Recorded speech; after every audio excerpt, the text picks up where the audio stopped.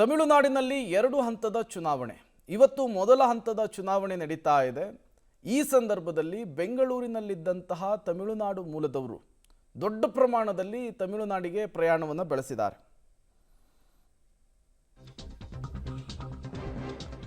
ಇವತ್ತು ತಮಿಳುನಾಡು ವಿಧಾನಸಭಾ ಚುನಾವಣೆ ಇದೆ.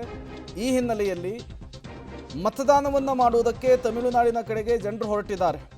ಹಾಗಾಗಿ ಬೆಂಗಳೂರಿನಲ್ಲಿ ಈ ಕಾರ್ಪೊರೇಷನ್ ಸರ್ಕಲ್ನಲ್ಲಿ ಜನಜಂಗುಳಿ. ಬೆಂಗಳೂರಿನಲ್ಲಿ ವಾಸವಾಗಿರುವಂತಹ ತಮಿಳುನಾಡಿನ ಮೂಲದ ಜನ ಇದ್ದಾರಲ್ಲ, ಅವರು ಮತದಾನ ಮಾಡಬೇಕು ಅಂಥೇಳಿ ತಮ್ಮೂರಿನತ್ತ ಹೋಗ್ತಾ ಇದ್ದಾರೆ, ಸಾವಿರಾರು ಜನರು. ಅದರ ಪರಿಣಾಮ ಹೇಗಾಗಿದೆ ಅನ್ನೋದರ ದೃಶ್ಯವನ್ನು ನೀವು ಗಮನಿಸ್ತಾ ಇದ್ದೀರಿ. ಒಂದು ಕಡೆ ಟ್ರಾಫಿಕ್ ಜಾಮು, ಮತ್ತೊಂದು ಕಡೆ ಈ ತಮಿಳುನಾಡಿಗೆ ಹೋಗುವಂತಹ ಬಸ್ಗಳು ಸಂಪೂರ್ಣವಾಗಿ ಫುಲ್ ರಶ್ ಆಗಿರುವಂಥದ್ದು. ಮತ್ತೊಂದು ಕಡೆ ಬಸ್ ನಿಲ್ದಾಣಗಳು ಕೂಡ ನಿನ್ನೆ ಗಿಜಿ ಅಂತ ಇದ್ವು. ತಡರಾತ್ರಿಯ ದೃಶ್ಯ ಇದು. ಹೇಳಿ ಕೇಳಿ ತಮಿಳುನಾಡಿನಿಂದ ದೊಡ್ಡ ಪ್ರಮಾಣದಲ್ಲಿ ಜನ ಈ ಕಡೆ ವಲಸೆ ಬಂದಿರ್ತಾರೆ, ಕೆಲಸದ ನಿಮಿತ್ತ, ಹೊಟ್ಟೆಪಾಡಿನ ನಿಮಿತ್ತ, ನಾನಾ ಕಾರಣಗಳಿಗೆ. ಈಗ ಎಲೆಕ್ಷನ್ ನಡೀತಾ ಇದೆ, ತಮ್ಮ ಹಕ್ಕನ್ನು ಚಲಾಯಿಸಬೇಕು ಅನ್ನುವಂತಹ ನಿಟ್ಟಿನಲ್ಲಿ ಈಗ ಮತ್ತೆ ತಮಿಳುನಾಡಿನತ್ತ ಮುಖ ಮಾಡ್ತಾ ಇರುವಂಥದ್ದು. ಈ ಬಾರಿಯ ತಮಿಳುನಾಡು ಚುನಾವಣೆ ತುಂಬ ಕುತೂಹಲ ಕಾರಣವಾಗಿದೆ. DMK, AIDMK ಮತ್ತು TVK ಪಕ್ಷದ ನಡುವೆ ತೀವ್ರ ಹಣಾಹಣಿ ಇದೆ. ಯಾರು ಗೆಲ್ತಾರೆ ಅನ್ನುವಂತಹ ಕುತೂಹಲ ಇಡೀ ದೇಶದಾದ್ಯಂತ ನಿರ್ಮಾಣ ಮಾಡಿದೆ. ಅದರ ನಡುವೆ ಬೆಂಗಳೂರಿನ ಕಾರ್ಪೊರೇಷನ್ ಸರ್ಕಲ್ನಲ್ಲಿ ತಡರಾತ್ರಿ ತಮಿಳುನಾಡಿಗೆ ಹೋಗೋದಕ್ಕೆ, ತಮ್ಮ ಹಕ್ಕನ್ನು ಚಲಾಯಿಸೋದಕ್ಕೆ, ಮತದಾನ ಮಾಡೋದಕ್ಕೆ ಸಾವಿರ ಸಂಖ್ಯೆಯಲ್ಲಿ ಜನ ನೆರೆದಿದ್ರು. ಬಸ್ಸಿಗಾಗಿ ಕಾಯ್ತಾ ಇದ್ದರು. ಅದು ಬೇರೆ ಬೇರೆ ಜಿಲ್ಲೆಗಳಲ್ಲೂ ಕೂಡ, ಬೇರೆ ಬೇರೆ ರಾಜ್ಯದಲ್ಲೂ ಕೂಡ ಈಗ ಇದೇ ಪರಿಸ್ಥಿತಿ ನಿರ್ಮಾಣವಾಗ್ತಾ ಇದೆ. ಎಲ್ಲೆಲ್ಲಿ ತಮಿಳುನಾಡು ಮೂಲದವರಿದ್ರೋ ಅವರೆಲ್ಲರೂ ಕೂಡ ಈಗ ತಮ್ಮ ರಾಜ್ಯದತ್ತ ಮುಖ ಮಾಡ್ತಾ ಇದ್ದಾರೆ. ನಾಳೆ ಬೆಳಗ್ಗೆ ಮತದಾನ ಇದೆ. ಈ ಹಿನ್ನೆಲೆಯಲ್ಲಿ ಬೆಂಗಳೂರಲ್ಲಿ ವಾಸವಾಗಿರುವಂಥ ತಮಿಳುನಾಡಿಗರು ತಮಿಳುನಾಡಿಗೆ ವಾಪಸ್ ಹೋಗ್ತಾ ಇದ್ದಾರೆ ವೋಟ್ ಹಾಕೋದಕ್ಕೆ. ದೃಶ್ಯಗಳಲ್ಲಿ ನೋಡ್ಬೋದು, ಇದು ಬೆಂಗಳೂರಿನ ಸಿಟಿ ಮಾರ್ಕೆಟ್ ಬಳಿ ಇರುವಂಥ ಕಾರ್ಪೊರೇಷನ್ ಸರ್ಕಲ್ಲು.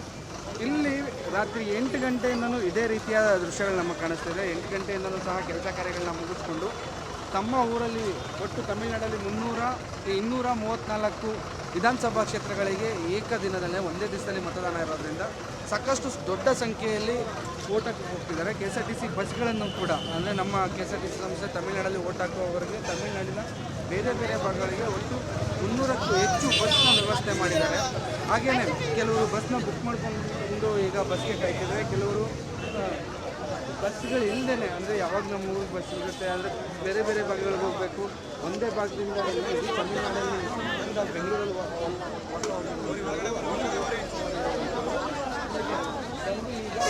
ಹೋಗೋಣ, ವೋಟ್ ಹಾಕೋಣ, ನಮ್ಮ ಓಟನ್ನು ಚಲಾವಣೆ ಮಾಡೋಣ. ಯಾಕಂದರೆ ಮತದಾನ ಮಾಡೋದು ಪ್ರತಿಯೊಬ್ಬ ನಾಗರಿಕನ ಹಕ್ಕದು. ಆ ಹಕ್ಕನ್ನು ಚಲಾವಣೆ ಮಾಡಬೇಕು, ಪರವಾಗಿಲ್ಲ ಅಂತ. ಹಾಗೇನೆ ಇಲ್ಲಿ ನಮ್ದು ತಮಿಳ್ನಾಡು ಯಾವ ಊರಲ್ಲಿ? ತಿರುಚಿಯಿಂದ ಒಂದು ಬಸ್ಸಲ್ಲೇ ಏನಿಲ್ಲ. ಎಷ್ಟು ಗಂಟೆಗೆ ಬಂದ್ರಿ? ಎಷ್ಟು ದಿನ ಕಟ್ತಾರೆ? ಅರ್ಧ ಗಂಟೆ ಆಯ್ತು. ಎಲ್ಲಿ ಬಸ್ ಇಲ್ಲ, ಏನಿಲ್ಲ. ಎಲ್ಲಿ ಹೋಗ್ಬೇಕು? ಕಾಯ್ತಿದ್ದೀರಾ? ವೋಟ್ ಹಾಕ್ಬೇಕು, ಅದಕ್ಕೆ ಕಾಯ್ತಿದ್ದಾರೆ. ಈ ರೀತಿ ಜನ ಇಲ್ಲಿ ನೋಡಿ, ಮಗುನು ಅಂದರೆ ವೋಟ್ ಹಾಕುವಂತಹ ಒಂದು ಹಕ್ಕೇನಿದೆ, ಆ ಹಕ್ಕನ್ನು ಚಲಾವಣೆ ಮಾಡೋಕ್ಕೂ ರಾತ್ರಿ ಆದರೂ ಪರವಾಗಿಲ್ಲ, ಸೀಟ್ ಸಿಕ್ಕಿಲ್ಲ ಅಂದರೂ ಪರವಾಗಿಲ್ಲ, ಊರಿಗೆ ಹೋಗಿ ವೋಟ್ ಹಾಕಿ ಮತ್ತೆ ರಿಟರ್ನ್ ಬರೋಣ ಅಂತ ಸಾಕಷ್ಟು ಸಂಖ್ಯೆಯಲ್ಲಿ ತಮಿಳುನಾಡಿಗೆ ಹೋಗೋದಕ್ಕೆ ಜನ ಇಲ್ಲಿ ಕಾಯ್ತಿರುವಂಥದ್ದು. ಕ್ಯಾಮ್ರಾ ಪರ್ಸನ್ ವಿನೋದ್ ಜೊತೆಗೆ ಮಾರುತಿ, ಪಬ್ಲಿಕ್ TV, ಬೆಂಗಳೂರು. ಪ್ರತಿಯೊಬ್ಬರಿಗೆ ಆಗ್ತದೆ. ಯಾವ ಊರಲ್ಲಿ ವೋಟ್ ಇರೋದು ನಿಮ್ಮದು? ಬೆಂಗಳೂರಲ್ಲಿ. ಎಷ್ಟು ಗಂಟೆಗೆ ಬಂದ್ರಿ? ನಾವು ಬಂದ್ವಿ ಹಾಂ,